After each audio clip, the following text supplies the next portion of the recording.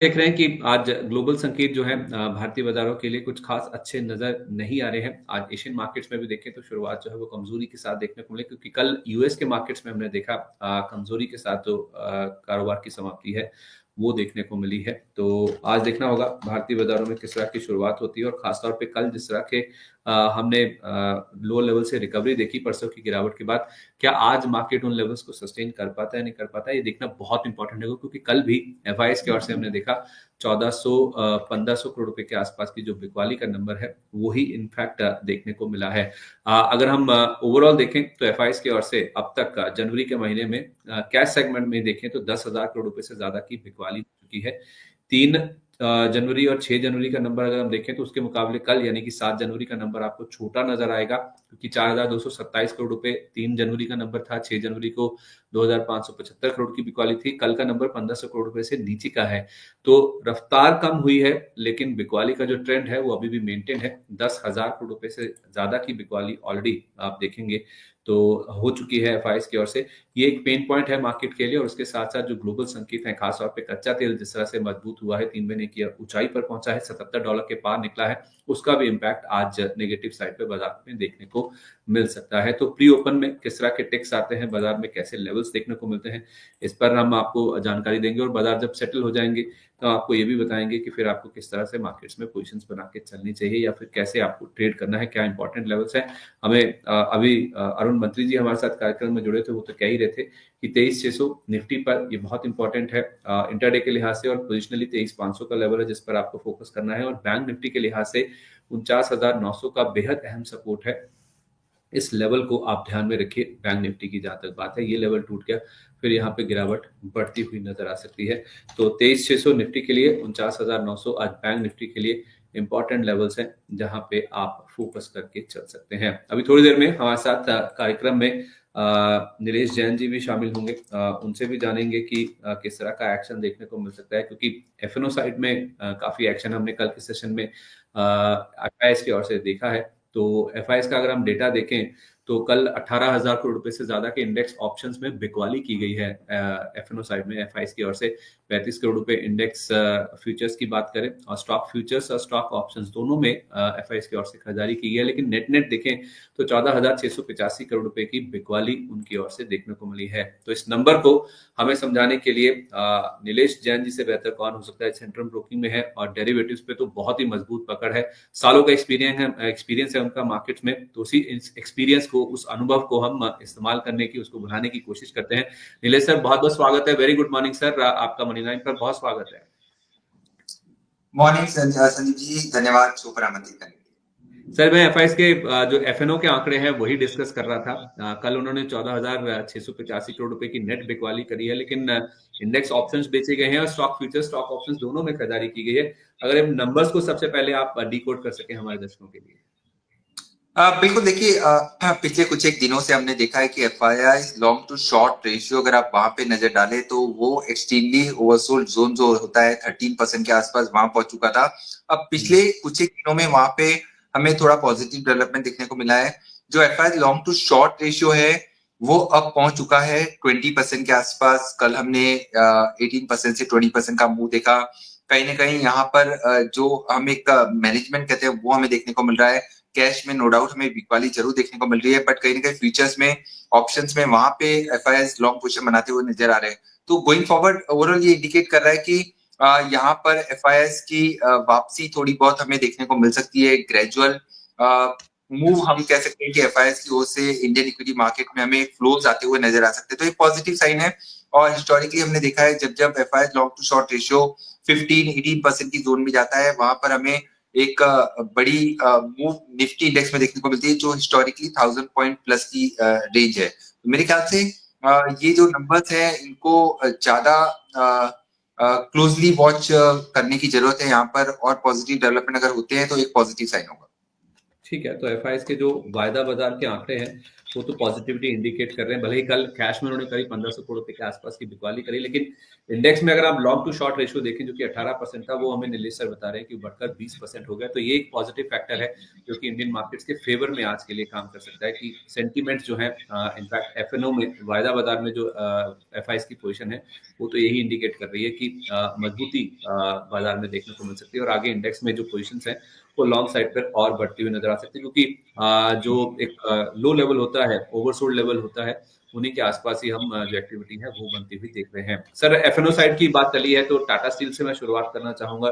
कुछ स्टॉक्स हैं जो कि आज एक्शन में रहेंगे, लाइमलाइट में रहेंगे खबरों के चलते। उसमें टाटा स्टील के जो बिजनेस अपडेट्स आए हैं उसमें देखें तो इनका जो घरेलू उत्पादन है वो जरूर 6.25% बढ़ा है, घरेलू डिलीवरीज भी 8.5% बढ़ी है, लेकिन टाटा स्टील एक पेन पॉइंट है इनके लिए।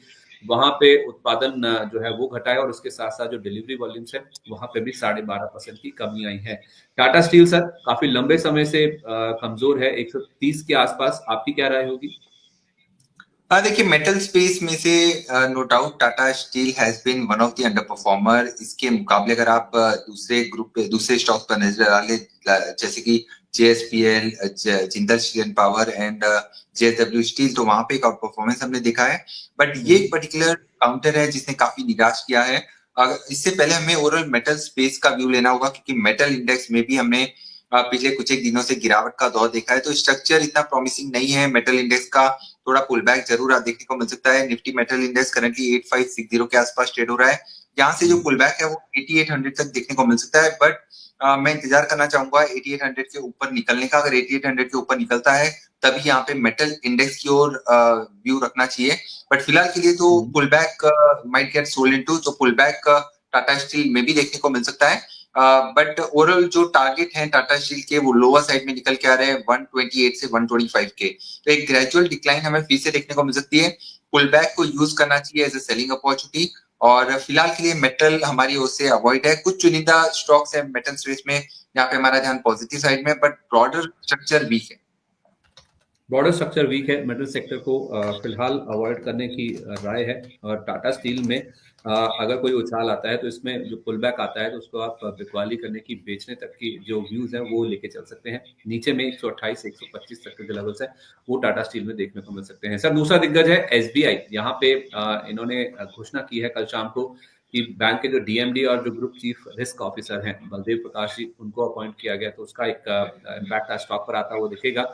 और उसके साथ साथ सर टाटा ग्रुप की कंपनी है टाटा टेक्नोलॉजीज, काफी लंबे समय के बाद ये फोकस में आई है। इन्होंने टेलीचिप्स के साथ एक स्ट्रेटेजिक एमओयू किया है नेक्स्ट जेन एसडीवीज यानी कि सॉफ्टवेयर डिवाइस डिफाइंड व्हीकल्स के लिए। इन्होंने जो सोल्यूशंस डेवलप करने के लिए करार किया है। तो इन दोनों स्टॉक्स को आप कैसे व्यू कर रहे हैं?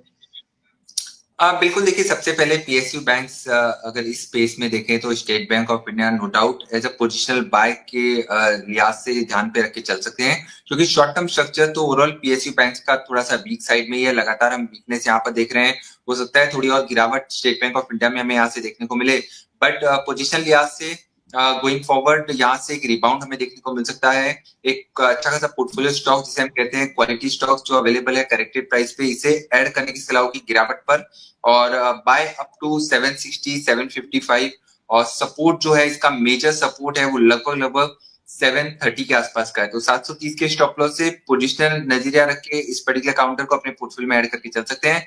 850 तक का आपको हमें नेक्स्ट 3 to 4 मंथ्स में देखने को मिल सकता है। इसके अलावा टाटा टेक, इसका लिस्टिंग के बाद में हमने लगातार एक गिरावट का दौर देखा है। इन बिटवीन थोड़े बहुत पुल बैक्स हमें जरूर देखने को मिले थे, बट पुल बैक सस्टेन नहीं कर पाए हैं। तो यहाँ पर हो सकता है एक ओवरसोल्ड टेरिटरी से एक पुल बैक फिर से हमें देखने को मिले, बट इतना प्रॉमिसिंग स्ट्रक्चर नहीं है और डेटा भी थोड़े से लिमिटेड है। तो मैं कहूंगा यहाँ पर अगर एग्जिस्टिंग लॉन्ग पोजीशन है तो बने रहे 855 के स्टॉप लॉस से, और पुल बैक 930 950 तक का देखने को मिल सकता है।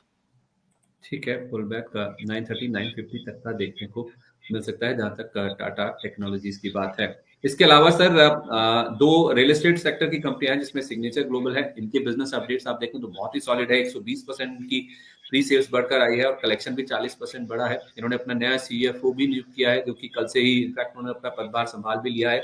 और दूसरा नाम है सोबा लिमिटेड का। इनके नंबर्स अगर आप देखेंगे तो Q3 सेल्स वॉल्यूम्स 28% घटकर आए हैं। 1250 करोड़ का नंबर इन्होंने रिपोर्ट किया। हालांकि जो एवरेज रियलाइजेशन है उसमें करीब 17% के आसपास का उछाल है। दोनों स्टॉक्स अगर हम देखें तो सर चार्ट पे कैसे नजर आ रहे हैं?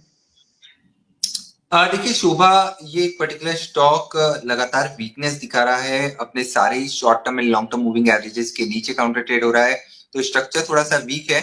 शॉर्ट टू मीडियम टर्म के पॉइंट ऑफ व्यू से मेरे ख्याल से यहाँ पर थोड़ी गिरावट हमें देखने को मिल सकती है। 1450 और 1420 तक के लेवल हमें लोअर साइड में देखने को मिल सकते हैं। तो फिलहाल तो कोई भी कॉन्ट्रा बैट लेने से अवॉइड करें, और बेहतर होगा कि 1600 के ऊपर निकल जाने दीजिए, उसके बाद एक ब्रेकआउट यहाँ पे आता हुआ नजर आएगा, उसके बाद ही यहाँ पर खरीदारी करने की सलाह होगी, बट फिलहाल के लिए अवॉइड होगा मेरी ओर से। सिग्नेचर देखिए यहाँ पर कंपेरेटिवली बेटर स्ट्रक्चर है, क्योंकि स्टॉक ने रिसेंटली एक नीचे से काफी अच्छा रिबाउंड हमें दिखाया है। 1270 का काफी अच्छा सपोर्ट है, तो उसी स्टॉप लॉस से अगर थोड़ी सी डिप मिलती है तो इस पर्टिकुलर स्टॉक को लॉन्ग करके चल सकते हैं। एंड ऊपरी स्तर पर 1450 1500 तक का एक पॉजिटिव मूव हमें देखने को मिल सकता है। ठीक है, 1450 से 1500 तक का सिग्नेचर ग्लोबल का स्टॉक जा सकता है, लेकिन सोबा लिमिटेड इससे आपको दूरी बना के चलनी है। ये राय फिलहाल निकल के सामने आ रही है। सर, एक ITI talk of the town रहा है पिछले 2-3 दिन में। 2 दिन में बहुत अच्छा चला और कल के सेशन में 10% का निचला सर्किट लग गया था इसमें। अब इसका जो सर्किट लिमिट है उसमें बदलाव हो गया है, 20% से घटाकर 10% कर दिया गया है।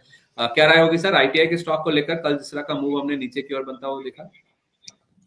देखिए अमूमन इस प्रकार का मूव स्वाभाविक है, क्योंकि आप अगर मंथली टाइम फ्रेम पे देखें तो आईटीआई लगातार ये तीसरा कंसेक्यूटिव मंथ है जहां पर एक पॉजिटिव मूव देख रहे हैं, और एक काफी शॉर्ट टर्म टाइम फ्रेम में एक मल्टीबैगर काउंटर साबित हो चुका है। तो यहाँ पर 230 से जो हमने मूव देखा था, ऑलमोस्ट 600 के आसपास काउंटर पहुंच चुका था, और बैक टू बैक का मूव, और इस मंथ में 27% का उछाल अब तक हम देख चुके हैं।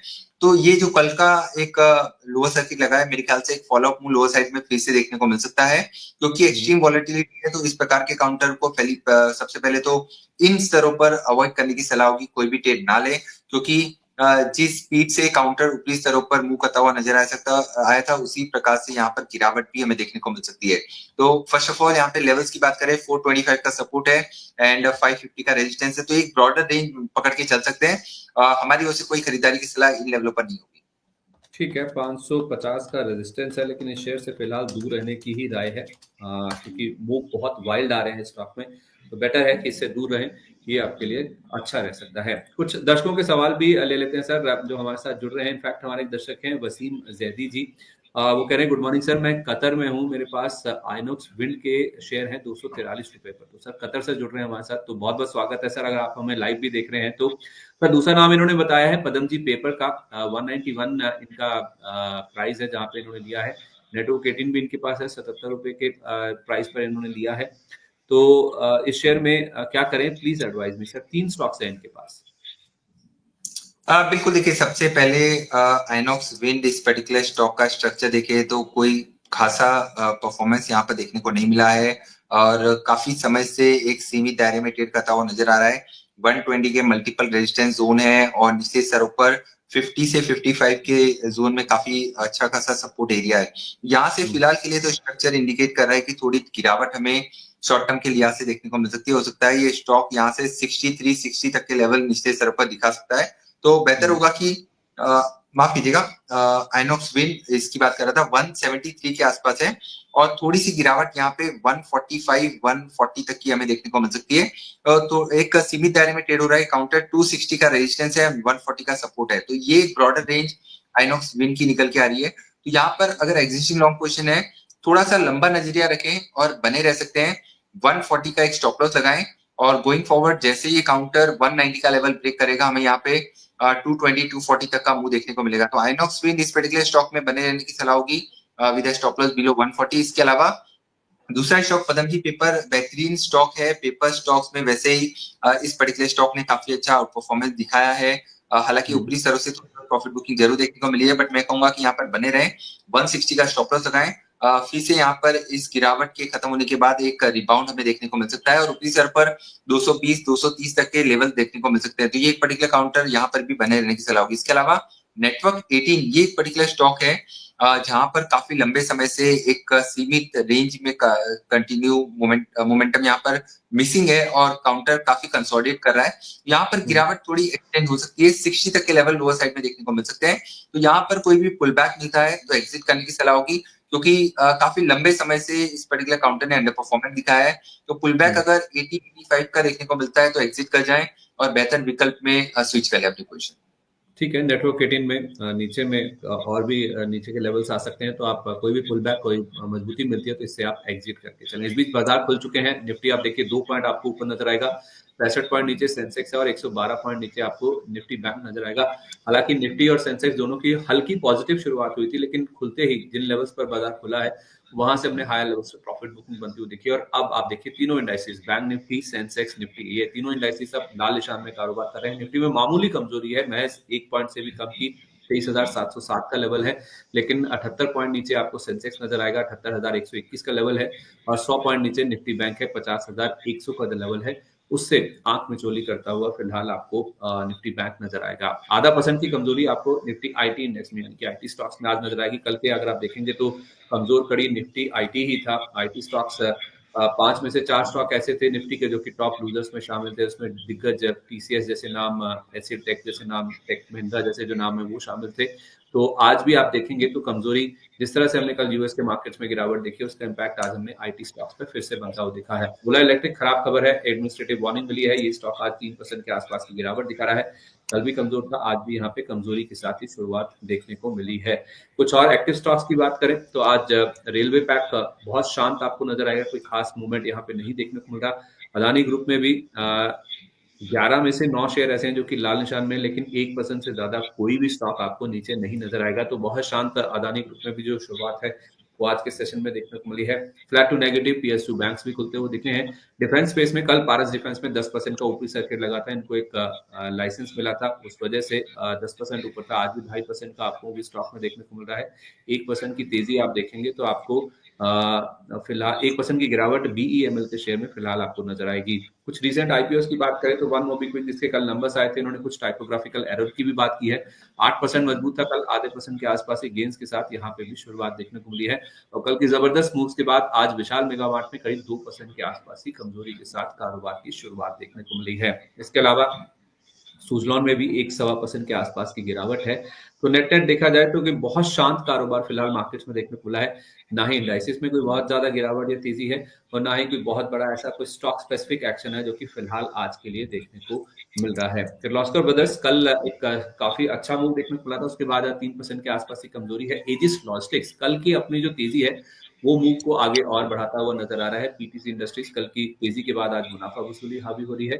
और आईटीआई, जैसे मैंने कहा, कल 10% का सर्किट लगा था निचला, आज भी 4% के आसपास की कमजोरी के साथ यहाँ पे शुरुआत हुई है। केसी इंटरनेशनल में जरूर हम देखें 3% के आसपास का अपमूव है। जोमेटो एक स्टॉक है, इसमें खबर है कि इन्होंने 15 मिनट में फूड डिलीवरी की शुरुआत करी है, तो स्टॉक 1.5% के आसपास की कमजोरी के साथ खुला है। कल भी हमने देखा था कि इसमें कमजोरी थी, आज भी 0.25% के आसपास की कमजोरी के साथ ही खुला है। तो सर एक बार जोमेटो से ही शुरुआत कर लेते हैं। जोमेटो, हमारे साथ कोई एनालिस्ट जुड़े थे, वो कह रहे थे कि 240 तक की इसमें डाउनसाइड दिख रही है।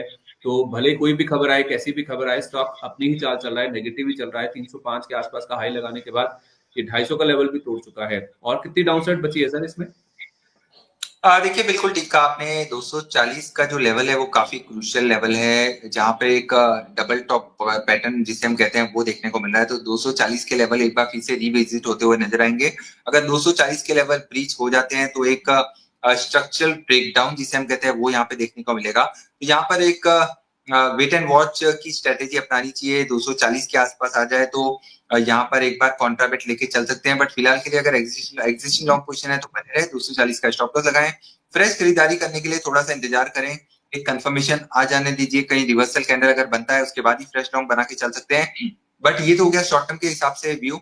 मेरे ख्याल से अगर पोजिशनल नजरिया है तो ये एक जो गिरावट हमें देखने को मिल रही है ये एक अच्छी अपॉर्चुनिटी हो सकती है। पोजीशन लिहाज से नेक्स्ट 6 to 8 मंथ्स के पर्सपेक्टिव से मेरे ख्याल से स्टॉक फिर से रिबाउंड दिखा सकता है और 280-300 के लेवल फिर से रिविजिट करते हुए नजर आ सकता है। ठीक है, 6 से 8 महीने का नजरिया है, तो आप जोमेटो शेयर में जो फिलहाल गिरावट हो रही है उसमें खरीदारी कर सकते हैं। 300 रुपए के जो टारगेट है वो भी स्टॉक में देखने को मिल सकता है। पोजिशनल नजरिए से ध्यान दीजिए, 6 से 8 महीने की जहां तक बात है। सर एफएनओ साइड की हम बात कर रहे थे, तो कैस्ट्रॉल और ग्लैंड फार्मा दोनों एफएनओ साइड में शामिल होंगे 31 जनवरी से। कैस्ट्रॉल करीब 4% ऊपर खुला था, अभी 3% का अपमूव है। ग्लैंड फार्मा में भी आप देखें करीब 3% के आसपास की तेजी देखने को मिल रही है। इन दोनों स्टॉक्स में सर क्या अपमूव और बढ़ता हुआ नजर आ सकता है? और ओवरऑल देखें सर, अगर मैं एक जनरल सवाल आपसे पूछूं हमारे दर्शकों की जानकारी के लिए, कोई स्टॉक अगर मान लीजिए जैसे खबर आई कि 6 स्टॉक्स एफएनओ में शामिल हो रहे हैं, इसको कैसे रीड करना चाहिए सर कि कोई शेयर अगर एफएनओ में शामिल हो रहा है तो किस तरह का इम्पैक्ट उस स्टॉक पे देखने को मिलेगा? क्या ये मान के चलें कि नए कॉन्ट्रैक्ट जुड़ेंगे तो तेजी की पोजीशन बनती हुई दिखेगी, एक पॉजिटिव के तौर पे देखा जाना चाहिए? देखिए अमूमन हम यहाँ पर देखते हैं कि हाल फिलहाल में कुछ 35-40 स्टॉक्स भी कुछ समय पहले यहाँ पर जुड़े थे, तो वहां पर उन सारे स्टॉक्स में हमने एक पॉजिटिव मूव देखा था। तो अब ये ट्रेंड बन चुका है कि एफएनओ में स्टॉक्स ऐड हो रहे हैं, तो उसका मतलब एक पॉजिटिव ट्रिगर यहाँ पे बनता हुआ नजर आ रहा है, और वही हमें आज भी देखने को मिल रहा है। बट लॉजिकली अगर आप देखें तो कोई भी स्टॉक एफएनओ में जब भी जुड़ते हैं तो वहां पे एक शॉर्टिंग की अपॉर्चुनिटी ओपन हो जाती है, तो काउंटर को शॉर्ट किया जा सकता है। सिमिलरली हमने एक केस देखा था शुगर स्पेस में, जहां पर बलरामपुर चीनी एफएनओ स्टॉक में एकमात्र एफएनओ काउंटर है। तो अगर शुगर स्पेस में कोई बिकवाली या अंडर परफॉर्मेंस दिखा गया था तो बलरामपुर चीनी में ही था। तो यहाँ पे अगर किसी स्पेस पे नेगेटिव व्यू है तो शॉर्ट करने के लिए एफएनओ में अगर वो काउंटर अवेलेबल है तो वहां पे शॉर्टिंग की अपॉर्चुनिटी ओपन हो जाती है। तो उस लिहाज से देखा जाए तो एक नेगेटिव है, बट एक सेंटीमेंट वाइज देखा जाए तो एक पॉजिटिव मूव हम अमूमन देखते हैं, और वही हमने हाल फिलहाल में भी देखा है। ग्लैंड फार्मा यहाँ पर निश्चित तरह से काफी अच्छा रिबाउंड हम देख रहे हैं। टेक्निकली स्ट्रक्चर थोड़ा पॉजिटिव साइड में है, 2000-2050 तक का पुल बैक यहाँ देखने को मिल सकता है। 1840 के स्टॉप लॉस से लॉन्ग पोजीशन है तो बने रह सकते हैं। कैस्ट्रॉल कंपैरेटिवली उतना खासा परफॉर्मेंस यहाँ पर देखने को नहीं मिला है, बट मल्टीपल सपोर्ट के आसपास है। 190 के स्टॉप लॉस से यहाँ पर अगर किसी को लॉन्ग ट्रेड लेना है तो लेके चल सकते हैं। 210-220 तक का पुल बैक यहाँ देखने को मिल सकता है। ठीक है, ये तो बात हुई कैस्ट्रल और ग्लैंड फार्मा की। सर 3 स्टॉक्स आपके सामने रख रहा हूँ जो कि 5 दिन से लगातार मजबूत है, अपने 52 वीक हाई या फिर ऑल टाइम हाई के आसपास ट्रेड कर रहे हैं। एक है Krishna institute of management studies, KIMS के नाम से जिसे हम जानते हैं। दूसरा है अनंतराज। इन दोनों स्टॉक्स में 2 से 2.5% का अप मूव है। मैक्स हेल्थ केयर यहाँ पे 1200 का लेवल पार हो गया आज और 1.25% के गेंस है। तीनों स्टॉक्स में एक ही कॉमन बात है कि 5 दिन से लगातार मैं दिख रहा हूँ कि इसमें अप मूव्स हरे निशान के साथ ही जो कारोबार है वो देखने को मिल रहा है। तो अपने ऑल टाइम हाई के आसपास सर किम्स, अनंतराज या मैक्स हेल्थ केयर, इन तीनों में से किसी में आप खरीदारी की राय देंगे? बिल्कुल देखिए, तीनों स्टॉक में खरीदारी की सलाह होगी, बट खरीदारी करने की स्ट्रेटेजी थोड़ी डिफरेंट होगी, क्योंकि तीनों ही स्टॉक आउट परफॉर्मेंस दिखा रहे हैं। और एक तो हमारी कवरेज में भी था जो है मैक्स हेल्थ पे हमारा ध्यान पॉजिटिव साइड में बना हुआ है। अभी भी हमें ऐसा लग रहा है कि यहाँ से 1400 से 1500 तक के लेवल हमें नेक्स्ट 3-4 या 6 मंथ्स के अंदर अंदर देखने को मिल सकते हैं। तो बाय एंड डिप की रणनीति होनी चाहिए, क्योंकि एक एलिवेटेड लेवल पर तीनों ही स्टॉक्स फिलहाल ट्रेड होते हुए नजर आ रहे हैं। नए रिकॉर्ड हाई आज बनते हुए नजर आ रहे हैं। तो ये कॉमन चीज है कि नए रिकॉर्ड हाई पर तीनों जब काउंटर ट्रेड हो रहे हैं, यहाँ पर बेहतर होगा कि एक स्टैगर्ड वे में ऐड करें या तो फिर गिरावट पे खरीदारी करें। तो सबसे पहले मैक्स हेल्थ यहाँ पर सपोर्ट एरिया है 1160 का, और अपसाइड में 1300-1400 तक के लेवल देखने को मिल सकते हैं। सिमिलरली अनंतराज पर भी व्यू पॉजिटिव है। 1000 तक के लेवल ये पर्टिकुलर काउंटर छूता हुआ नजर आ सकता है। 860 के स्टॉप लॉस से यहाँ पर भी लॉन्ग पोजीशन बना के चल सकते हैं, बट बेहतर होगा कि थोड़ी डिप का इंतजार कीजिए। 880-900 की एक अच्छी खरीदारी की रेंज हो सकती है। किंग्स यहाँ पर भी ध्यान पॉजिटिव है। 700-740 तक की अपसाइड यहाँ देखने को मिल सकती है। 635 के स्टॉप लॉस से यहाँ पर भी लॉन्ग ट्रेड लेके चल सकते हैं। ओके, तो तीनों स्टॉक्स पर तेजी का व्यू है, लेवल्स भी आपके साथ शेयर किए गए हैं, लेकिन ध्यान रहे धीरे धीरे, क्योंकि ये स्टॉक काफी अच्छा चल चुके हैं, ऑल टाइम हाई के आसपास है, तो धीरे धीरे टुकड़ों में स्टैगर्ड वे में आप गिरावट पर खरीदारी करें तो आपके लिए ज्यादा बेहतर रणनीति होगी। इसके अलावा सर कुछ और एक्टिव स्टॉक्स की बात करें तो उसमें जो 52 वीक लो पर है वो 2 नाम है, एक है आरती इंडस्ट्रीज और दूसरा है ग्लैंडवेल नॉर्टन। आरती इंडस्ट्रीज की जहां तक बात है तो ये 1.5% नीचे है, और 2-3 दिन पहले सर एक स्टॉक था एस्ट्रल पॉली। हाँ, ये स्टॉक में भी हम देख रहे थे कि सर 52 वीक लो के आसपास कारोबार हो रहा है। मैं रिलायंस की बात भी करूंगा, वो भी अपने 52 वीक लो से ज्यादा दूर नहीं है। तो आरती इंडस्ट्रीज और एस्ट्रल पॉली, इस पर क्या व्यू लेना है? अपने 52 वीक लो के आसपास ये स्टॉक्स व्यू नेगेटिव साइड में है। आरती इंडस्ट्रीज केमिकल स्पेस में से one of the under performer रहा है, और स्ट्रक्चर खासा वीक है, और गिरावट कह सकती है। लगभग 370-360 तक के भी लेवल यहाँ देखने को मिल सकते हैं। तो सेल ऑन राइज की रणनीति अपनानी चाहिए। ये काउंटर तो एफएनओ में भी अवेलेबल है, तो शॉर्ट के मौके यहाँ पर ढूंढने चाहिए पुल बैक में। और नीचे ऊपरी स्तर पर 420 का स्टॉप लॉस होगा। कोई भी पुल बैक अगर मिलता है 400-410 और 415 की जोन में, वो एक अच्छी अपॉर्चुनिटी हो सकती है शॉर्ट के लिए। एस्ट्रल यहाँ पर शॉर्ट टर्म के लिहाज से यहाँ पर भी स्ट्रक्चर वीक है, और काउंटर में लगातार यहाँ पे शॉर्ट बिल्डअप हमें देखने को मिल रहा है। तो निचले स्तर पर 1450 तक के लेवल देखने को मिल सकते हैं। 1600 के स्टॉप लॉस से यहाँ पर भी शॉर्ट ट्रेड लिया जा सकता है। तो दोनों ही स्टॉक एफएनओ में अवेलेबल है, दोनों को ही शॉर्ट करके चल सकते हैं पुल बैक पे। नीचे में सर लेवल क्या बताया आपने? 1450 तक गिर सकता है। 1500 से 1450 तक की जोन में एस्ट्रल जाता हुआ नजर आ सकता है। ओके, तो 1500 से 1450 तक की स्टॉक जा सकता है। अभी भी इसका स्ट्रक्चर कमजोर है। कुछ दिन पहले इसने अपना 52 वीक लो टच किया था, तो यहाँ पर फिलहाल तो आप कमजोरी का ही व्यू लेके चले तो आपके लिए ज्यादा बेहतर रणनीति होगी। कुछ दर्शकों के सवाल भी लेते हैं सर। 10 मिनट के आसपास का समय हो चुका है, बाजार खुले हुए 50 पॉइंट के आसपास निफ्टी, 60 पॉइंट और 200 पॉइंट के आसपास आपको सेंसेक्स में गिरावट नजर आएगी। 23,650 का लेवल निफ्टी में टूट चुका है और 78,000 के नीचे सेंसेक्स फिसल चुका है और 50,000 का लेवल जैसे तैसे निफ्टी बैंक होल्ड कर रहा है। 50,031 का जो लेवल है वहां पे कारोबार देखने को मिला, लेकिन कोई बहुत बड़ी गिरावट या फिर कोई बहुत बड़ा एक्शन फिलहाल मार्केट्स में या किसी भी स्टॉक में एज सच तेजी या फिर गिरावट की ओर अभी तक के लिए तो नहीं देखने को मिला है। तो वॉल्यूम्स में हम देख रहे हैं कि या फिर मूव्स में थोड़ी सी जो ठहरावट है वो देखने को मिल रही है। आईटीआई को छोड़ दीजिए जो कि 5% नीचे है, तो कोई ऐसा स्टॉक नहीं है। अच्छे बड़े स्टॉक्स की अगर हम बात करें जिनमें बहुत ज्यादा गिरावट या तो फिर बहुत बड़ी तेजी देखने को मिल रही है, लेकिन हाँ एक कमजोरी की बात यह है कि ब्रॉडर मार्केट्स आज काफी वीक हैं।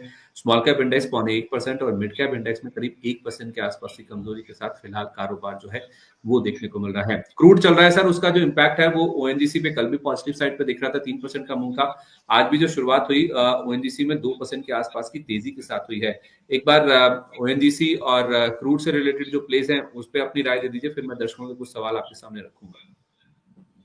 देखिए ओएनजीसी हमारी ओर से खरीदारी की सलाह है, ये मेरी रिकमेंडेशन लिस्ट में भी था। तो आज के लिए अगर कोई स्टॉक खरीदना है तो ओएनजीसी को खरीद के चल सकते हैं। 262 263 के आसपास का सपोर्ट है, तो वहां पे स्टॉप लॉस रखना होगा। 275 से 280 का मूव यहाँ देखने को मिल सकता है।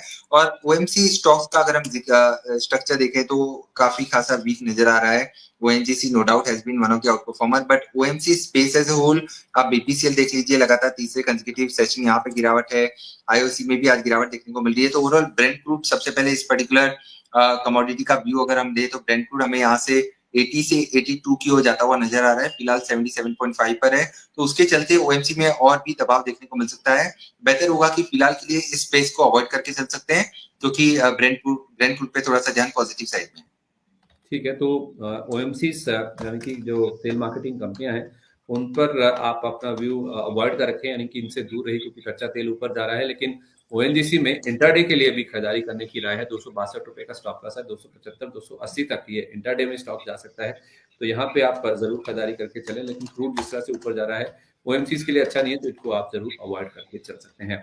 सर हमारे एक दर्शक हैं नितई महापात्रा जी, उन्होंने अपना सवाल भेजा है, कह रहे हैं कि हाय सौनदीप सर। तो मेरा सर जो उन्होंने नाम है वो भी अपने एक्सेंट में लिखा है, संदीप तो उन्होंने सौनदीप कर दिया है। कह रहे हैं गुड मॉर्निंग, ओरिएंट टेक्नोलॉजीज 370 पे है, 400 शेयर है, लॉन्ग टर्म का व्यू दे दीजिए प्लीज। माफ करना संदीप जी, आप स्टॉक का नाम रिपीट करेंगे एक बार, सुन नहीं पाया। Orient technologies. ओरिएंट टेक का जो फिलहाल 622 पर ट्रेड हो रहा है। जी सर, इनके पास 370 का लिया हुआ है, कह रहे हैं 400 शेयर है। बहुत ही बेहतरीन लेवल पर इन्होंने खरीदारी की है और बहुत ही बेहतरीन स्ट्रक्चर भी यहाँ पर नजर आ रहा है। ओरिएंट टेक में सबसे पहले तो बने रहें और ट्रेलिंग स्टॉप लॉस यहाँ पर जरूर लगाएं, क्योंकि कैपिटल और मुनाफे को प्रोटेक्ट करना बहुत जरूरी है। तो यहाँ पर 580 का यहाँ पे ट्रेलिंग स्टॉप लॉस निकल के आ रहा है, तो वो जरूर मेंटेन करें। और ये जो मूव हम देख रहे हैं, मोमेंटम हम देख रहे हैं, उसे राइड करने की सलाह होगी। 650 और 700 तक की अपसाइड यहाँ देखने को मिल सकती है, तो बिल्कुल बने रहे। ठीक है, बने रहिए आप नितेश जी। ओरिएंट टेक्नोलॉजीज आपने बहुत ही अच्छे लेवल पे लिया है और इसको आप होल्ड भी कर सकते हैं, आगे और भी अपसाइड इसमें देखने को मिल सकती है। सर हमारे एक रेगुलर दर्शक है एमजे ब्लॉग्स, इन्होंने टाटा पावर को लेकर अपना सवाल पूछा है। इनफैक्ट हमें 40 रुपए की राशि भी भेजी, तो बहुत धन्यवाद आपका सर अपना सपोर्ट देने के लिए। लेकिन सर टाटा पावर में काफी लंबे समय से सवाल आ रहे हैं और एक 370 का लेवल है जो कि हर किसी के मन में अटका हुआ है कि वहां पे खरीदारी करनी। इनफैक्ट उस लेवल से ज्यादा दूर है भी नहीं शेयर। पहली बात तो सर क्या टाटा पावर इन लेवल्स पे खरीदारी करनी चाहिए, और ओवरऑल अगर पावर सेक्टर में किसी को रहना ही है तो टाटा पावर सबसे बेहतर विकल्प है या इसके अलावा भी कोई और शेयर है जो कि पावर सेक्टर में चूज किया जा सकता है? देखिए टाटा पावर काफी लंबे समय से यहाँ पर गिरावट देख रहे हैं और काउंटर ने काफी खासा निराश भी किया है। स्ट्रक्चर अभी भी प्रॉमिसिंग नजर नहीं आ रहा है, यहाँ पर गिरावट थोड़ी और गहरा सकती है। टाटा पावर में लोअर साइड में 365 से 360 तक के लेवल टेस्ट होते हुए नजर आ सकते हैं, तो बेहतर होगा कि कोई भी कॉन्ट्राबैट इन लेवलों पर अवॉइड करें। और 400 के ऊपर जब तक नहीं निकलता है तब तक यहाँ पर कोई भी लॉन्ग पोजीशन बनाने की सलाह नहीं होगी। Overall power as a space as a whole अगर हम देखें तो यहाँ पर लगातार वीकनेस अदर पावर स्टॉक्स में भी देखने को मिल रही है। आप पावर ग्रिड ले लीजिए, कोल इंडिया ले लीजिए, तो इस पर्टिकुलर स्पेस में ही एक नेगेटिव सेंटीमेंट बना हुआ है, तो फिलहाल के लिए इस स्पेस को अवॉइड करें। ठीक है, फिलहाल के लिए स्पेस को आप अवॉइड कीजिए पावर सेक्टर की जहाँ तक बात है। और टाटा पावर के लिए भी फिलहाल कोई बहुत अच्छे मूव्स या फिर जो चार्ट स्ट्रक्चर्स हैं वो नहीं नजर आ रहे हैं। इनफैक्ट सर कुछ लो टिकट साइज वाले काउंटर्स की बात करें, उसमें वोडाफोन आइडिया है। हालांकि वोडाफोन आइडिया तो एफएनओ का पार्ट भी है। इसमें हम देख रहे हैं सर पिछले 2 दिन से लगातार गिरावट आ रही है। आज भी 1% कमजोर है। 8 रुपए का जो इंपॉर्टेंट लेवल है उसके नीचे आ गया है। और दूसरा नाम है यस बैंक का। यस बैंक में सर 1885 का लेवल देखने को मिल रहा है। आई थिंक आज भी हो सकता है कि स्टॉक ने अपना 52 वीक लो टच किया हो, क्योंकि परसों की अगर मुझे याद है तो 18 रुपए 84 पैसे का इसने अपना 52 वीक लो टच किया था। आज 18 रुपए 81 पैसे का इसने लो बनाया। 18 रुपए 80 पैसे का 52 वीक लो है सर। तो ऑलमोस्ट आप कह ही सकते हैं कि 52 वीक लो के आसपास ही है। तो ये दो कमजोर स्ट्रक्चर्स हैं और छोटे टिकट वाले काउंटर्स हैं। और यहाँ पे रिटेल इन्वेस्टर्स का जो इंटरेस्ट है वो काफी ज्यादा रहता है। क्या राय होगी सर इन दोनों स्टॉक्स पर? देखिए, दोनों ही स्टॉक का स्ट्रक्चर थोड़ा सा साइडवेज टू नेगेटिव है। और सबसे पहले आइडिया इस पर्टिकुलर स्टॉक पर नजर डाले तो यहाँ पर जब तक ये पर्टिकुलर काउंटर 8.8 का जो बैरियर है वो क्लियर नहीं करता है, तब तक यहाँ पर पुल बैक्स जो भी आएंगे वहां पर फिर से बिकवाली हावी होती नजर आएगी। तो कोई बड़ा पॉजिटिव व्यू यहाँ पर रख के नहीं चले, क्योंकि काउंटर और कंसोलिडेशन दिखा सकता है। 7 से 8.8 की एक ब्रॉडर रेंज है, हो सकता है यहाँ पर थोड़ी और गिरावट हमें देखने को मिले और उसके बाद पुल बैक भी देखने को मिल सकता है। तो कोई बड़ा नजरिया यहाँ पर तो निकल के नहीं आ रहा है, मेरी ओर से अवॉइड होगा। सिमिलर व्यू यस बैंक पर भी होगा। यहाँ पर भी लगातार हम वीकनेस देख रहे हैं। अगर बैंकिंग स्पेस में ही बने रहना है तो बेहतर विकल्प पीएसयू और लार्ज कैप्स में अवेलेबल है, तो इस पर्टिकुलर स्टॉक को अवॉइड करने की सलाह होगी। अगर किसी ने खरीदारी ऑलरेडी की हुई है तो 18 रुपए का स्टॉप लॉस लगाएं और ऊपरी तरफ पर कोई भी पुल बैक 19.5 20 का मिले तो वहां पे मुनाफा बांध ले या एक बार के लिए एग्जिट कर जाए, क्योंकि बड़ी तेजी की संभावना यहाँ पर शॉर्ट टर्म में हमें नजर नहीं आ रही। ठीक है, कोई बड़ी तेजी की फिलहाल संभावना नहीं नजर आ रही। 19 रुपए 25 पैसे आपने कहा ना सर, इन लेवल्स पे आए तो निकल जाए? बिल्कुल, 19 रुपए 50 पैसे और 20 रुपए की जोन में। 19.5 से 20 रुपए की ये वो रेंज है जहां पर फिर से हमें सप्लाई हावी होती नजर आ सकती है। ठीक है, तो 19.5 से 20 रुपए की रेंज मिले तो आप यस बैंक से निकल जाइए। बैंकिंग स्पेस में और भी बेहतर ऑप्शंस हैं या फिर विकल्प हैं जहां पे आप अपना पैसा लगा सकते हैं। मैं पूछूंगा सर आपसे कि कौन से स्टॉक्स हैं बैंकिंग स्पेस में या फिर आपकी जो टॉपिक्स क्या है। लेकिन उससे पहले अगर हम देखें तो आज ब्रोकर्स के रडार पर कौन से स्टॉक आए हैं वो भी देखना बहुत इंपॉर्टेंट है। सबसे पहले अगर हम देखें तो आज हम देख रहे हैं कि सर रिलायंस इंडस्ट्रीज को लेकर एक रिपोर्ट आई है और इसमें बर्नस्टीन की ओर से जो रिपोर्ट है वो देखने को मिली है। बर्नस्टीन ने आउट परफॉर्म रेटिंग बरकरार रखी है और टारगेट प्राइस दिया है 1520 रुपए का। कल 1250 रुपए के नीचे स्टॉक बंद हुआ था, तो उस लिहाज से अच्छे खासे 250 350 रुपए के अपसाइड के साथ बर्नस्टीन की ओर से ये रिपोर्ट आई है। उनका कहना है कि टेलीकॉम, रिटेल और जीआरएम्स जो इनके रिफाइनिंग मार्जिन है उसमें मजबूत रिकवरी देखने को मिल सकती है। और इसी एंटिसिपेशन में उन्होंने जो रिपोर्ट है वो जारी की है। तो रिलायंस इंडस्ट्रीज पहला नाम है। दूसरा, ऑटो सेक्टर को लेकर जेफरीज का एक व्यू आता हुआ दिखा है। जेफरीज ने एमएनएम, आइसर मोटर्स और टीवीएस मोटर पर अपना जो बुलिश स्टैंस है वो मेंटेन किया है। और इनफैक्ट 4 स्टॉक्स हैं जिस पर खास तौर पे उन्होंने अपने प्राइजेस जो हैं वो बढ़ाए या तो फिर घटाए हैं, जिसमें हीरो मोटो है, एमएनएम है, बजाज ऑटो है। ये 3-4 नाम है जिस पर काफी ज्यादा बुलिश है अगर आप जेफरीज की बात करें। जेफरीज की एक report in fact oil and gas sector पर भी आई है जिसे हमने डिस्कस कर ही लिया है। उसमें उन्होंने रिलायंस इंडस्ट्रीज, ओएनजीसी, गेल और बीपीसीएल यहाँ पर मजबूती की राय दी है। स्ट्रॉन्ग ग्रोथ प्रोस्पेक्ट्स हैं जिस वजह से उन्होंने इन स्टॉक्स को अपनी बाइंग की लिस्ट में रखा है। लेकिन अंडर परफॉर्म की रेटिंग दी है उन्होंने सीजीडीज यानी कि सिटी गैस डिस्ट्रीब्यूशन कंपनी जैसे आईजीएल, एमजीएल। तो सर हम ओएनजीसी और ओएमसीज को तो ऑलरेडी डिस्कस कर ही चुके हैं। जेफरीज भी रिलायंस इंडस्ट्रीज को लेकर पॉजिटिव है। बर्नस्टीन ने भी आउटपरफॉर्म की रेटिंग दी है, 1520 का टारगेट है।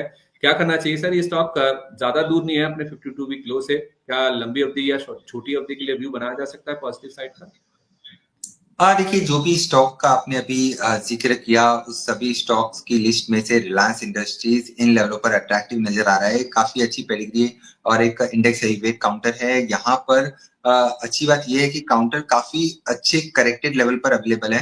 तो एक बेहतर विकल्प है पोर्टफोलियो में ऐड करने के लिए। थोड़ा सा लंबा नजरिया जरूर रखना होगा, क्योंकि ट्रेडिंग के लिहाज से हो सकता है ये काउंटर थोड़ा और कंसोलिडेट करे, थोड़ा और प्रॉफिट बुकिंग ऊपरी स्तर से फिर से हमें देखने को मिल सकती है।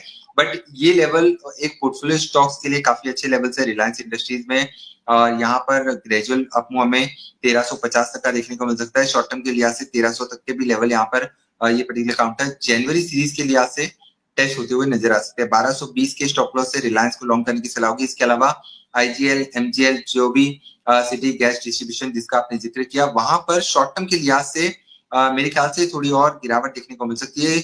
कोई बड़ी गिरावट की संभावनाएं तो फिलहाल नजर नहीं आती है, बट थोड़ा कंसोलिडेशन और थोड़ा पेन वहां पर देखने को मिल सकता है। तो बेहतर होगा कि ये पर्टिकुलर स्पेस शॉर्ट टर्म के लिहाज से अवॉइड करें। अगर लॉन्ग टर्म का नजरिया है तो बिल्कुल OMC stocks, oil and gas space, in particular space में पोजीशन बनाई जा सकती है, बट मेरे ख्याल से शॉर्ट टर्म के लिहाज से अवॉइड करने की सलाह। ठीक है, तो शॉर्ट टर्म के लिए आप अवॉइड कर सकते हैं ओएमसीज और सिटी गैस डिस्ट्रीब्यूशन कंपनियां, लेकिन रिलायंस इंडस्ट्रीज को जनवरी सीरीज के लिहाज से भी आप खरीद सकते हैं। 1300 रुपए तक के लेवल्स आ जाएंगे। थोड़ा सा पोजिशनल व्यू लेंगे तो आपको 1350 रुपए तक के टारगेट भी आ सकते हैं। 1220 रुपए का आपको यहाँ पे स्टॉप लॉस रखना चाहिए। लेकिन थोड़ी देर पहले हमने येस बैंक को भी डिस्कस किया था, 19.5-20 की रेंज में पुल बैक आए तो इस स्टॉक्स में से निकल जाने की राय फिलहाल जो आ रही है आप येस बैंक की जहां तक बात है। इसके अलावा सर कुछ और एक्टिव स्टॉक्स की बात करें जो कि आज फोकस में है, उसमें डिक्सन टेक्नोलॉजीज आज मुनाफा वसूली की चपेट में है। 5% की कमजोरी फिलहाल इस स्टॉक में देखने को मिल रही है और इसी तरह का कुछ आलम कल्याण ज्वेलर्स में भी दिख रहा है। यहाँ पे भी 4% के आसपास की कमजोरी है। इनफैक्ट कल्याण ज्वेलर्स तो पिछले 3 दिन से लगातार गिर रहा है। डिक्सन टेक में 4 दिन की मजबूती के बाद आज थोड़ी सी प्रॉफिट बुकिंग हावी हुई है। क्या व्यू है दोनों स्टॉक्स पर सर?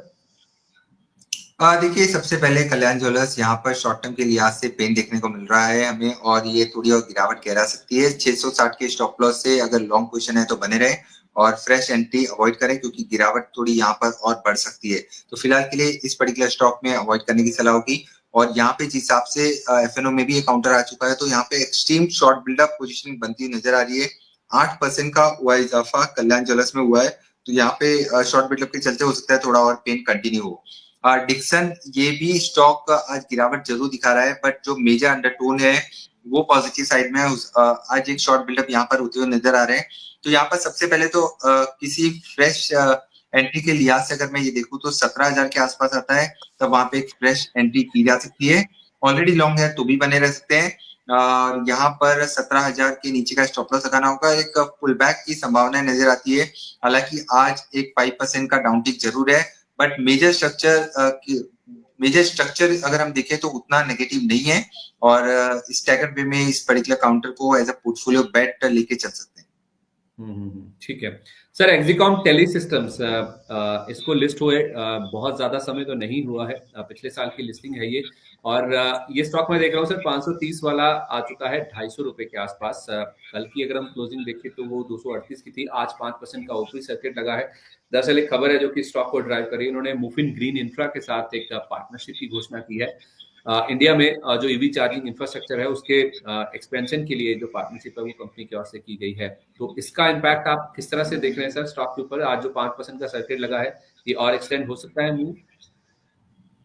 बिल्कुल, देखिए अमूमन इस पर्टिकुलर स्टॉक का अगर आप पिछले 6 महीने का स्ट्रक्चर उठा के देखें तो एक मल्टीपल लोअर सर्किट भी यहाँ पे लगे थे। ग्रेजुअल डिक्लाइन, जैसे कि आपने बिल्कुल ठीक कहा, 500 रुपए का स्टॉक ऑलमोस्ट 50% करेक्ट हो चुका है। तो इतने बड़े करेक्शन के बाद एक पुल बैक स्वाभाविक है। ये पुल बैक हो सकता है थोड़ा और एक्सटेंड हो, 270 280 तक का पुल बैक हमें देखने को मिल सकता है। बट इन इन इस पर्टिकुलर स्टॉक को मेरी ओर से तो खरीदारी की सलाह नहीं होगी, क्योंकि फर्स्ट ऑफ ऑल ये तो आज अपर सर्किट पर है। दूसरी चीज, यहाँ पे वॉल्यूम्स काफी ड्राई है, तो इस प्रकार के लो वॉल्यूम काउंटर में फिलहाल के लिए अवॉइड करें। और हाई रिस्क ट्रेड साबित हो सकता है। अगर ऑलरेडी लॉन्ग पोजीशन है, बने रहना चाहते हैं, तो 240 का स्टॉप लॉस जरूर लगाएं।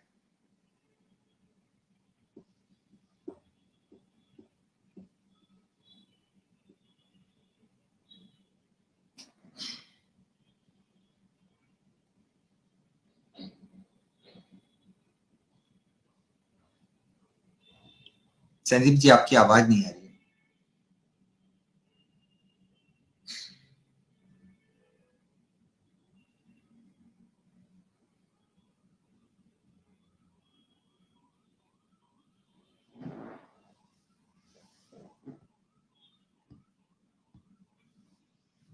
अब आ रही है सर मेरी आवाज आपको?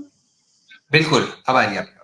हाँ सर, मैं कह रहा था सर 2 फार्मा स्टॉक्स हैं जो कि फोकस में है। एक है मैनकाइंड फार्मा, जिसने भारत सेरम्स एंड वैक्सीन में अपनी जो बाकी बची 56% स्टेक है उसको गिरवी रख दिया है। कैटलिस्ट ट्रस्टीशिप को ये स्टेक रखी गई है गिरवी। इन्होंने एक्विजिशन किया था शायद उसमें पैसा उठाने के लिए, शायद कैपिटल रेज करने के लिए किया गया है। और दूसरा नाम है एल्केम लैब्स का। इन्होंने अपनी जो पीतमपुर इकाई है उसको 149 करोड़ रुपए की रकम में बेच दिया है। अपने कारोबार को स्ट्रीमलाइन करने के लिए कंपनी की ओर से ये जो डिसीजन है वो लिया गया है। तो मैनकाइंड फार्मा और एल्केम लैब्स की जो पोजिशनिंग है वो किस तरह की नजर आ रही है? देखिए मैनकाइंड फार्मा यहाँ पर तो लगातार हमने अपट्रेंड देखी है इस पर्टिकुलर स्टॉक के अंदर। और 2023 के अगर मैं डेटा देखूं तो वहां पे जब लोज बने थे 1300 के आसपास के, वहां से लगातार हमने एक स्ट्रेंथ देखी है, अपट्रेंड में काउंटर रहा है। तो कोई भी गिरावट होती है तो वहां पर फिर से खरीदारी के मौके ढूंढने चाहिए। यहाँ पर इस पर्टिकुलर स्टॉक में अंडरटोन काफी पॉजिटिव है। 2850 से 2900 की जोन में इस पर्टिकुलर स्टॉक को ऐड करके चल सकते हैं। 2770 का स्टॉप लॉस रखना होगा। 3000 और 3100 तक की मूव यहाँ देखने को मिल सकती है। इसके अलावा एल्केम लैब ये पर्टिकुलर थोड़ा सा कंसोलिडेशन दिखा रहा है। हालांकि एक अच्छी बात यह है कि ये अपने 200 एक्सपोनेंशियल मूविंग एवरेज के ऊपर ट्रेड हो रहा है, जो कि फिलहाल प्लेस है 5400 पे। तो 5400 के स्टॉप लॉस से अगर लॉन्ग पोजीशन है तो बने रहे। फ्रेश खरीदारी के लिहाज से तो मैं कहूंगा कि थोड़ा सा अवॉइड करें, क्योंकि कोई भी ट्रेंड यहाँ पर फिलहाल नजर नहीं आ रहा है, ट्रेंड मिसिंग है यहाँ पर। फिलहाल फ्रेश एंट्री के लिहाज से अवॉइड करके चल सकते हैं। फ्रेश एंट्री के लिहाज से एल्केम को आप अवॉइड कर सकते हैं, लेकिन मैनकाइंड फार्मा में हल्का डिप मिले तो यहाँ पे जरूर आप अपनी पोजीशंस को ऊपर की ओर लेके जा सकते हैं, खरीदारी की पोजीशंस बना के चल सकते हैं। सर एक स्टॉक है जियो फाइनेंशियल सर्विसेज का। उससे पहले एक बार बाजार का अपडेट दे दूं। बैंक निफ्टी अभी हरे निशान में लौटता हुआ दिखा है, लो लेवल से अच्छी रिकवरी हुई है, 50-200 के ऊपर आ गया है। निफ्टी भी जो एक समय 60 पॉइंट नीचे था, अब केवल 25 पॉइंट की गिरावट बची है। 200 पॉइंट से ज्यादा सेंसेक्स गिर गया था, अब केवल 100 पॉइंट के आसपास की कमजोरी है। तो लो लेवल से पुल बैक लेने की जो कोशिश है वो बाजार में जरूर देखने को मिल रही है। सर एक एक्टिवली ट्रेडेड स्टॉक है, ट्रेडर्स का फेवरेट है जियो फाइनेंशियल। जैसे मैंने कहा 300 रुपए के भी नीचे आ गया है, तो जिन्होंने सर अपने पोर्टफोलियो में रखा हुआ है, लंबी अवधि के लिए होल्ड कर रहे हैं, भले ही इन लेवल्स के कईयों के पास ऊपर होगा, कईयों के पास इसके नीचे भी हो सकता है, क्या इन लेवल्स पर फ्रेश पोजीशंस और ऐड की जा सकती है अपने पोर्टफोलियो, या फिर नई खरीदारी भी की जा सकती है इसमें? बिल्कुल नई खरीदारी की जा सकती है। पोर्टफोलियो का ही काउंटर है, ट्रेडिंग के लिहाज से अवॉइड करने की सलाह होगी। काउंटर अपने सारे short term long term moving average के फिलहाल तो नीचे ट्रेड हो रहा है, बट डेटा और टेक्निकल स्ट्रक्चर ये इंडिकेट कर रहा है कि ये काउंटर फिलहाल ओवरसोल्ड टेरिटरी में है। तो यहाँ से पुल बैक की संभावना ज्यादा है, रिस्क एंड रिवॉर्ड फेवरेबल है, बट नजरिया थोड़ा सा लंबा रखना होगा। अगर 6 to 8 मंथ्स प्लस का अगर नजरिया है तो ही इस पर्टिकुलर स्टॉक को ऐड करें। एक स्टैगर्ड वे में ऐड करके चल सकते हैं पोर्टफोलियो में। ग्रेजुअल अपू यहाँ पे 320 340 तक का देखने को मिल सकता है। और लॉन्ग पोजीशन अगर बना रहे हैं तो यहाँ पे स्टॉप लॉस रखना होगा 280 का। 280 का आपको यहाँ पे स्टॉप लॉस रखना होगा। ध्यान देने वाली बात यह है कि अगर आपका पोजिशनल व्यू है 6 से 8 महीना होल्ड कर सकते हैं, तो आप यहाँ पे खरीदारी करके चले। 340 रुपए तक के जो टारगेट्स हैं वो स्टॉक में आ सकते हैं, तो वो 6 से 8 महीने का नजरिया रखिए, इसमें आप खरीदारी करके चल सकते हैं। एक दो दर्शकों के सवाल ले रहा हूँ सर। इसमें होशियार सिंह जी का सवाल है अवंती फीड्स को लेकर।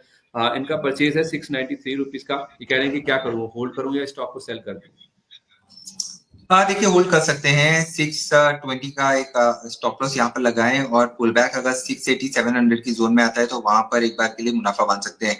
तो फिलहाल के लिए तो स्टॉक थोड़ा सा एक टाइट रेंज में फंस चुका है, 620 के स्टॉप लॉस से बने रह सकते हैं।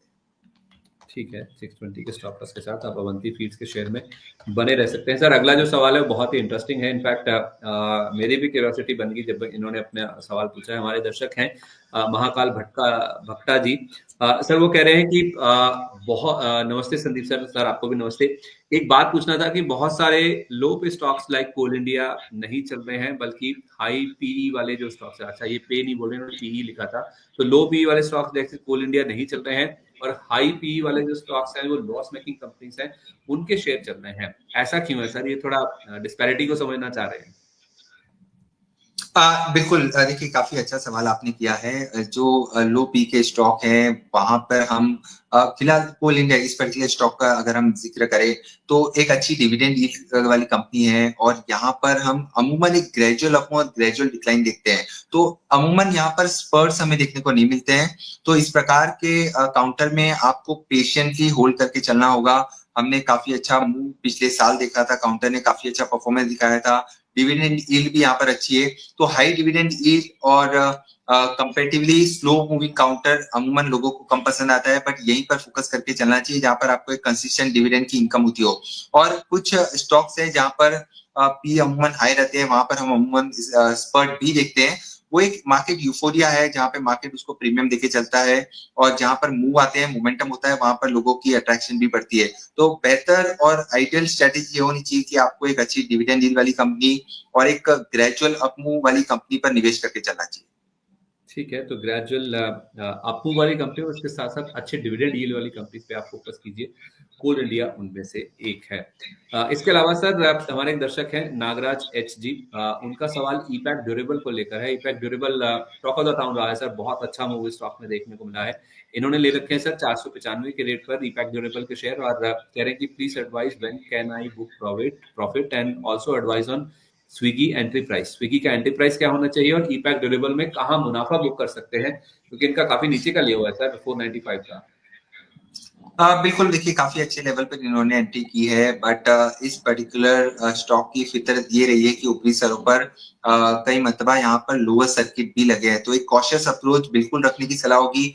आइडियली ये जो मूव है, मोमेंटम है, वो पॉजिटिव है, इसलिए यहाँ पर एक बार के लिए बने रहें, बट एक क्लोज वॉच यहाँ पे जरूर रखने की सलाह होगी।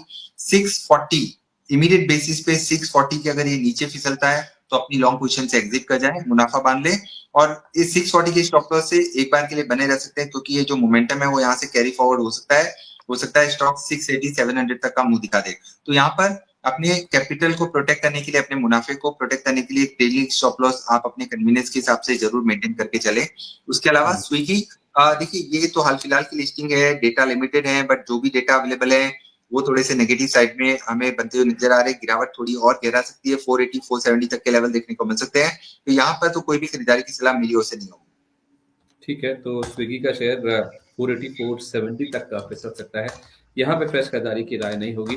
जब लेवल्स दोबारा और चार्ट फॉर्मेशन हो जाएंगे या फिर लेवल्स अच्छे होंगे तो जरूर यहाँ पे खरीदारी करने की राय बन सकती है। तो आप एक बार नागराज जी फिर से रिव्यू कर लीजिएगा, दोबारा थोड़ा समय दे दीजिए, चार्ट फॉर्मेशन और डेवलप होने दीजिए, उसके बाद स्विगी पर राय बन जाएगी। लेकिन हाँ, ईपैक ड्यूरेबल आप जरूर होल्ड कीजिए, 640 का स्टॉप लॉस लगा लीजिए। इसके नीचे फिसल जाए तो आप निकल जाइए, ऊपर में हो सकता है थोड़ी और अपसाइड बनती हुई दिखे तो अपनी एपेटाइट के हिसाब से आप चाहें तो यहाँ पे अपना मुनाफा बुक करने का जो डिसीजन है वो आप जरूर लेकर चल सकते हैं। इस बीच निफ्टी में हम देख रहे हैं कि एक बार फिर से गिरावट बढ़ गई है, 70 पॉइंट की गिरावट अब हो चुकी है। तो लोअर लेवल से पुल बैक हुआ, लेकिन पुल बैक ऊपर में सस्टेन नहीं कर पा रहा है और 250 अंक नीचे आप देखिए फिर 78,000 के नीचे के लेवल सेंसेक्स पे दिख रहे हैं। हालांकि बैंक निफ्टी पे गिरावट नहीं हुई है, केवल सेंसेक्स और निफ्टी में हमने गिरावट बनती हुई दिखी, और इसमें आईटी स्टॉक्स का ज्यादा कंट्रीब्यूशन है। अब आप देखेंगे तो निफ्टी आईटी इंडेक्स अगर हम आपके सामने ला सकें तो निफ्टी आईटी इंडेक्स में 1% की गिरावट हो चुकी है। कल का पेन पॉइंट या कल की कमजोर कड़ी भी आईटी इंडेक्स ही था, आईटी स्टॉक्स ही थे। आज भी अगर आप देखेंगे तो आईटी इंडेक्स में 1% की गिरावट है। बैंक निफ्टी में इतनी बड़ी गिरावट नहीं है, तो उससे आप अंदाजा लगा सकते हैं कि आईटी स्टॉक्स का ज्यादा योगदान है आज की गिरावट में भी। अगर आप देखेंगे तो उसमें सर आईटी स्टॉक्स जिस तरह से वीक हो रहे हैं या फिर जो इम्पैक्ट नेगेटिव साइड पे आ रहा है उसको आप कैसे रीड कर रहे हैं? आईटी में खासतौर पे 4000 के आसपास टीसीएस जैसे स्टॉक्स अवेलेबल है, अपने हाई से अच्छी खासी गिरावट हो चुकी है। अब क्या टीसीएस जैसे स्टॉक्स में एक्यूमुलेशन करना शुरू कर देना चाहिए? हालांकि आज 0.1% ही नीचे, ज्यादा गिरावट परसिस्टेंट, कोफोर्ज, एम्फेसिस और टेक महिंद्रा जैसे स्टॉक्स में है, लेकिन कोई भी स्टॉक 2.5% से ज्यादा नीचे नहीं है। लेकिन हाँ, ये बात पक्की है कि जितने भी स्टॉक्स हैं आईटी इंडेक्स में सारे ही लाल निशान के साथ कारोबार कर रहे हैं। हाँ, देखिए सबसे पहले तो निफ्टी आईटी इंडेक्स का स्ट्रक्चर हमें देखना होगा, जो इंडिकेट कर रहा है कि 42,940 पर फिलहाल है और 42,600 42,500 तक के लेवल लोअर साइड में टेस्ट करता हुआ नजर आ सकता है। टीसीएस इस पर्टिकुलर स्टॉक के नतीजे कल आने वाले हैं, नतीजों की शुरुआत होने वाली है।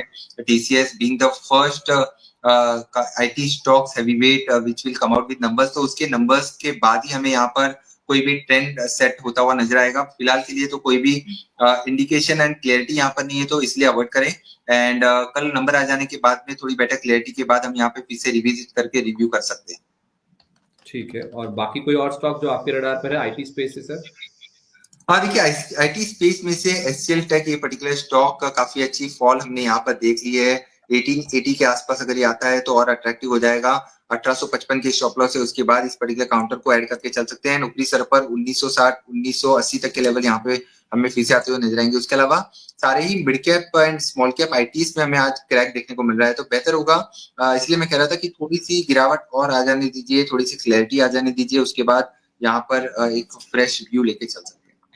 ठीक है, तो इसमें से एचसीएल टेक एक स्टॉक है जो कि 1885 पर मिले तो आप 1855 रुपए के स्टॉप लॉस के साथ 1960 और 1980 तक के टारगेट्स के लिए जरूर खरीदारी करके चल सकते हैं। बाकी स्टॉक्स को अवॉइड करें। टीसीएस के कल नंबर्स आने दीजिए, नंबर्स कैसे आते हैं उसके बाद आप इस पर रिव्यू बनाइए, ये आपके लिए बेहतर रणनीति हो सकती है। टीसीएस के नंबर्स आने के बाद ही पूरा जो आईटी स्टॉक है या आईटी सेक्टर है वो ट्रेड लाइमलाइट में आता हुआ नजर आएगा। सर मुझे पता है आपको जाना है, मैं माफी चाहता हूँ, थोड़ा विलंब हो गया। जाने से पहले सर कोई पिक्स जो आपने हमारे दर्शकों के लिए चुनी हो? बिल्कुल देखिए, एक स्टॉक जिसका हमने ऑलरेडी जिक्र किया वो था ओएनजीसी, जहां पर हमारी खरीदारी की सलाह है। ओएनजीसी का स्ट्रक्चर पॉजिटिव है, गिरावट पर ऐड करें। 272 275 तक का मूव देखने को मिल सकता है। 262 का स्टॉप लॉस होगा। इसके अलावा जी एंटरटेनमेंट, जी काफी लंबे समय बाद यहाँ पे एक रिबाउंड देखने को मिल रहा है। एक फॉलोअप मूव देखने को मिलता है 138 140 तक का फॉलोअप मूव हम यहाँ पे एक्सपेक्ट करके चल सकते हैं। अगर थोड़ी सी डिप 133 134 की रेंज में मिलती है तो इसे ऐड करें। 130 जो कि आज के दिन के लोवेस्ट लेवल का स्टॉप लॉस अपना होगा, एंड 138 140 तक का मूव हम यहाँ पे एक्सपेक्ट करके चल सकते हैं। इसके अलावा हमने रिलायंस इंडस्ट्रीज का भी जिक्र किया, जो एक पोर्टफोलियो स्टॉक के तौर पर ऐड करने की सलाह होगी। 1235 का स्टॉप लॉस यहाँ पे रखना होगा। 1275 एंड 1290 तक का move short to medium term के लिहाज से और जनवरी सीरीज के लिहाज से हमें देखने को मिल सकता है। सर स्टॉक का नाम एक बार प्लीज रिपीट करेंगे, कौन सा बोला आपने? रिलायंस इंडस्ट्रीज, जहाँ पे थोड़ा सा ध्यान पॉजिटिव साइड में रख के चल रहे हैं, एंड 1235 के स्टॉप लॉस से गिरावट पर खरीदारी करने की सलाह होगी। 1280 एंड 1300 तक का मूव यहाँ देखने को मिल सकता है। ठीक है सर, मुझे कुछ ग्लास सुना मैंने इसलिए आपसे दोबारा पूछा। रिलायंस इंडस्ट्रीज आपने बोला 1235 का स्टॉप लॉस, 1280 1300 रुपए तक के टारगेट है। जी एंटरटेनमेंट इसको खरीदें, स्टॉप लॉस 130 का है, 138 140 तक के स्टॉक जा सकता है। और तीसरा नाम है ओएनजीसी, जिस पर हमने पहले भी डिस्कशन किया है, यहाँ पे भी आप खरीदारी करके चल सकते हैं। तो 3 नाम है जो कि सर ने बताए हैं, आपकी खरीदारी की लिस्ट में आप शामिल कर सकते हैं। सर जाने से पहले कोई डिस्क्लोजर्स? हाँ देखिए, शो के दौरान जो भी स्टॉक्स हमने सुझाए हैं, जो भी स्टॉक्स पे हमारा डिस्कशन हुआ है, वो हमने क्लाइंट के साथ शेयर किए हो सकते हैं, बट हमारी पर्सनल निवेश नहीं है। एंड कोई भी स्टॉक आप अपने पोर्टफोलियो में ऐड करने से पहले अपने फाइनेंशियल एडवाइजर से जरूर कंसल्ट करें। चलिए, बहुत धन्यवाद sir, thank you so much अपना कीमती समय आज हमारे साथ शेयर करने के लिए, सारे दर्शकों के सवालों के जवाब देने के लिए, टिप्स देने के लिए और मार्केट्स पे अपनी राय हमारे साथ शेयर करने के लिए। Wish you very good day sir, thank you so much for joining us. Thank you. Thank you. तो मार्केट्स में हम देख रहे हैं कि आज एक दिशा की जो तलाश है मार्केट लगातार कर रहा है। शुरुआत थोड़ी सी पॉजिटिव हुई, फिर गिरावट हुई, उसके बाद रिकवरी हुई, उसके बाद फिर से हम हाई लेवल से प्रॉफिट बुकिंग देख रहे हैं, लेकिन कोई बहुत बड़ी गिरावट या बहुत बड़ा अपमूव मार्केट्स में नहीं देखने को मिल रहा है। कोई ऐसा स्टॉक भी नहीं है जो बहुत बड़ी तेजी या फिर गिरावट दिखा रहा है। तो एक बाजार कंसोलिडेशन के फेस में है।